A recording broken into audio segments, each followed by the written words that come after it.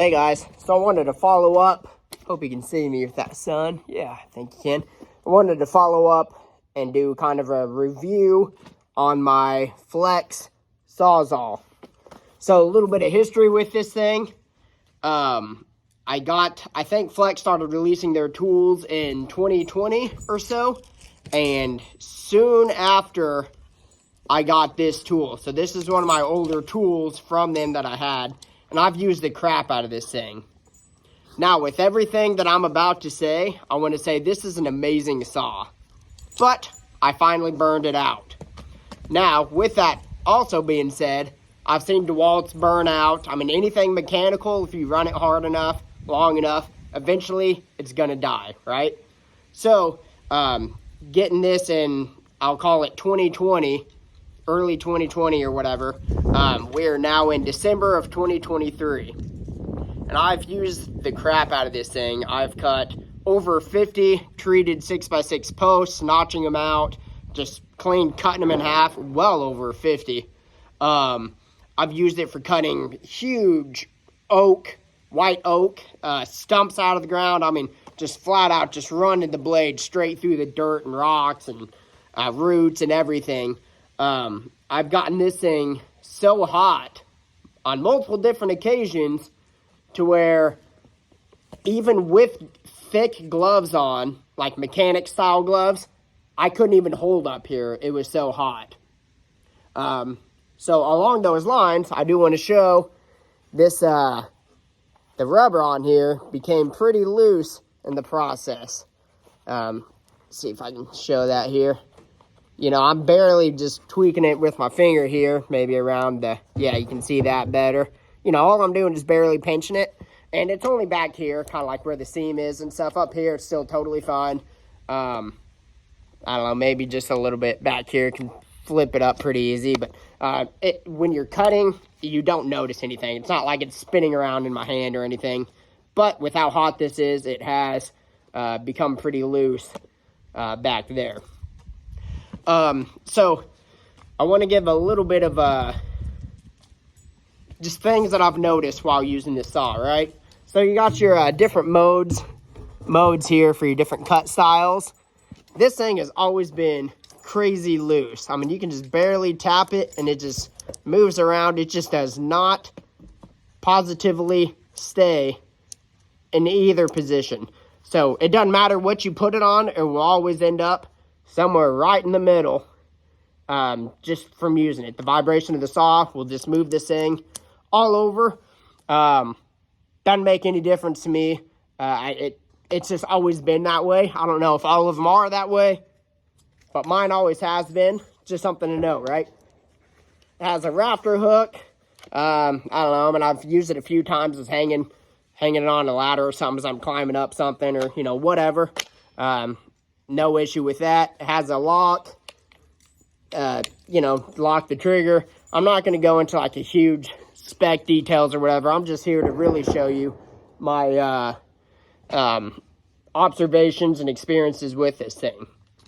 So it finally died when the other day I was cutting out some 6x6 posts underneath a deck, and I was mid-cut, and then all of a sudden I heard like a click or crack or snap or something in here, and then a bunch of smoke came out from the vents here on the side, and it instantly stopped working. So obviously I pulled it back and pulled the trigger a couple times, and it almost seems like the I'm going to call it a piston. This part in here is just locked up because it won't really move. So I do have a battery just with a little bit of charge in here. Let's see what it does.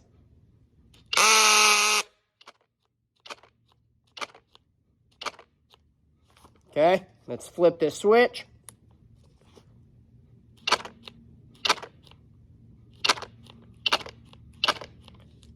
You probably can't tell. This thing is moving just ever so slightly, but it's not actually going anywhere. So that weird grunt noise or whatever is what it was doing, and that's all I've gotten it to do since. So I don't know what's wrong with it. So with all that being said, This Sawzall is absolutely amazing. I've had 2 or 3 DeWalt people mid-cut set their DeWalt Sawzall down and come over and grab mine if it was close to finish the cut because of how much more power this has than theirs. I'm not going into specs and strokes per minute and all that stuff. I don't care about that. You don't have to sell the tool sells itself. Every single time someone picks up one of my tools, who's familiar with other brands, Milwaukee's, so on, they're just like, oh my gosh, this thing has power. I didn't realize the extent of how much more power these have, just because this is most of my experience. But now after using DeWalt's, you know, of my buddies, I always come back and grab mine because I like the power of them. So, this is not to bash Flex or anything, but this is just real world experiences. This stuff's going to happen. They are taking care of it. This is still an amazing Sawzall. I think it outperforms. It's either on par or outperforms every other Sawzall out there. I buy all my own tools. I'm not sponsored by anyone or anything. I give honest reviews regardless. So, anyways, guys, this is the wrapping up of the review, I guess. Let me know if you guys have any questions or anything, and thanks for watching.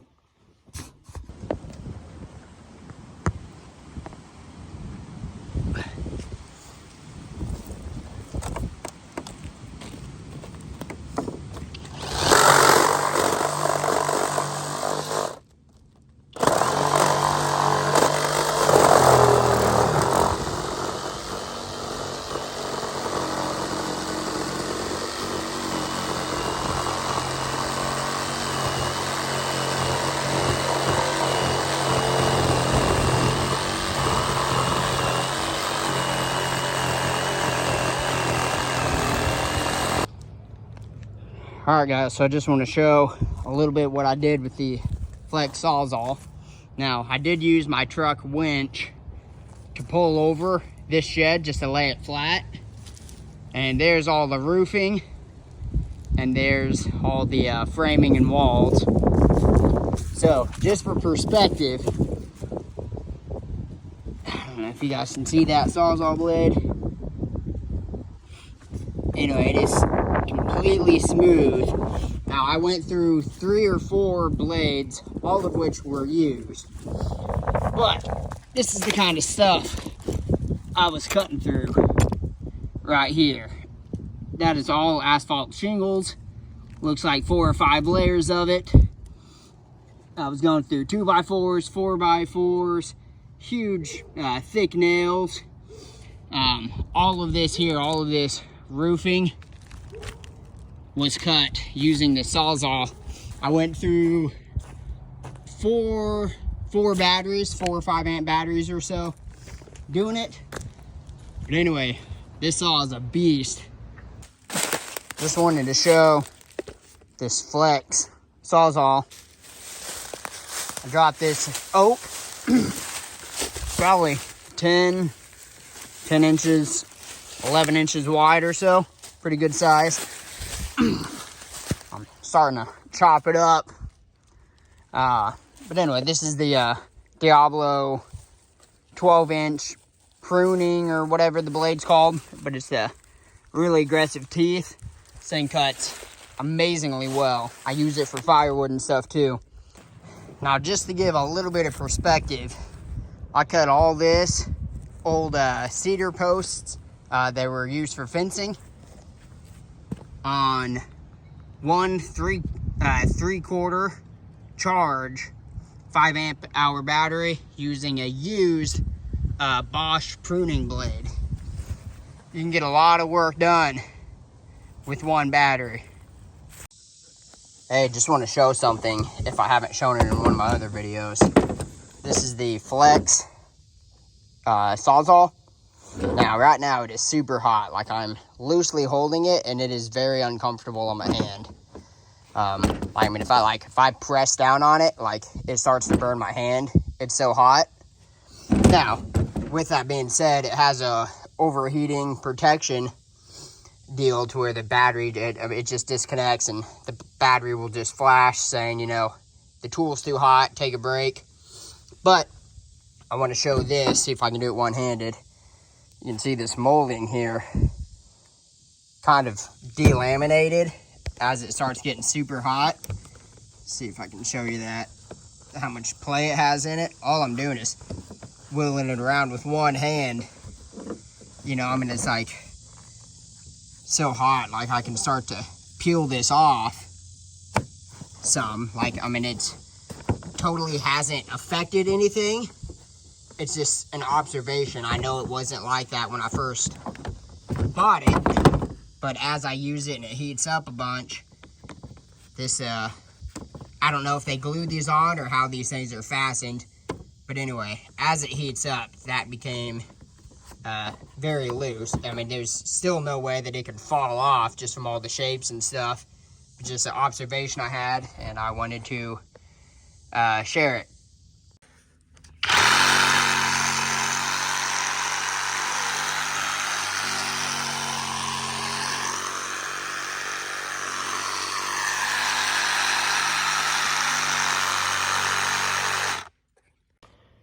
But anyway, I did contact Flex, and this time actually wasn't the greatest experience I've had with them. Over the years, I've contacted them over a handful of things, having them replace stuff. Like, everything mechanical is going to fail at some point. I realize that, and that's fine. It's part of it. But I buy them because of the lifetime warranty, right? And just, I mean, the tools are amazing, but the lifetime warranty is incredible. So, every experience I've had up till this point was a super easy, tell them, hey, my tool broke. They're like, okay, we'll send you a new one. Super easy. But this one in particular, I was on the phone with one of their reps for over 25 minutes trying to get this resolved. And they weren't ever fighting me on if they were going to take care of it. That wasn't ever in the question. It's the process of how they were planning to get it taken care of. So they wanted me to drive an hour away, drop it off at some repair shop, see if they can fix it, and if they can, then drive an hour back home while they fix it, and then after they fix it, drive an hour there again, pick it up, drive an hour back. I'm like, that's a half a day wasted driving to a place that I didn't even buy the tool from. I'm like, that ain't my problem. Does the tool have a lifetime warranty or not? I'm like, I've never been asked to do any of this stupid stuff. I'm like, I just need a new tool if it's warranted. Do you guys honor that or not? And I wasn't trying to be rude or anything, but, you know, don't beat around the bush. Let's just get to the point. I don't got time to be driving all over the place, wasting my time. By the time I did all that, missed work, all that stuff, I could just go buy a new saw for all the time and effort spent to fix this. And I had told them I actually am having problems with my drill, which ended up kind of working their way out. So I'm going to contact them, follow up with them on that. But anyway, the drill, they just said, okay, we'll send you a new drill. And if you wouldn't mind, just take your current drill, put it back in the box, and we sent a return label. So I'll get a new drill and then send back my old broken one to them. I said, why are you trying to have me do all this dumb stuff for my Sawzall? And they kept saying, well, it's just the size of the tool. You know, we handle the different sizes of tools differently and blah, blah, blah. I'm like, I don't, none of that's relevant to me. That's a huge waste of my time. You know, and I'm like, I can go to Lowe's and just buy a new Sawzall and you guys can give me credit or refund me money or however, you know, there's better ways than wasting half a day driving to fix a problem that's not mine. Like, it's not even the place that I bought it from, right? So, anyways, that is the only time that I've had any annoying warranty issue with them. It was never in question if they were going to try and make it right. I want to say that again. They always had a plan, and if it couldn't be fixed, they were just going to send me a new one. I said, I don't want to waste my time with it. So they're sending me a new one. I've not received it yet, but they're sending me a new one, And in that same box, there's going to be a return shipping label. So I'll send this broken one to them and keep the new one. That's perfect. That's exactly how it should be. Hassle-free. You know, I warranty all my tools, my batteries, my chargers within 30 days of purchase, just like they tell you to. So anyways, that's not specific on the Sawzall. Sorry about that little rant or whatever, so to speak, but it's part of the experience I had with it. That has not been my experience in any of the other.